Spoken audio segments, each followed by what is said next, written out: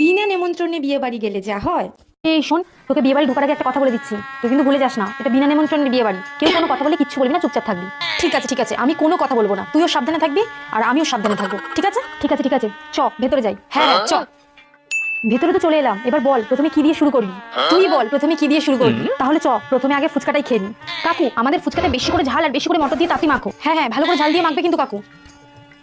ফুচকা তো খাওয়া গেল, চ এবার মেন কোর্স থেকে ঘুরে আসি, দেখি কি কি আইটেম করেছে। বিরিয়ানিটা কিন্তু দারুণ হয়েছে, বল দারুণ। বিরিয়ানিটা তো দারুণ হয়েছে, চিকেনটা খেতে চিকেনটা আরো অনেক সুন্দর হয়েছে। এই চুরিরা, তোরা কোন পক্ষ থেকে এসেছিস? বরপক্ষ না কোনে পক্ষ? বিরিয়ানিটা শান্তি করে খেতেও দিল না, যা ভেবেছি তাই হলো। ঠাম্মা আমরা কেন, আমাকে দেখে কি তোদের ঠাম্মা মনে হচ্ছে? এখানে দাঁড়িয়ে দাঁড়িয়ে ওদের সাথে কথা বলে একটা মারও আমাদের আর বাইরে পড়বে না। এক কাজ করি, পালাই। যেখানে বাঘের ভয় সেখানেই সন্ধ্যেটা হয়।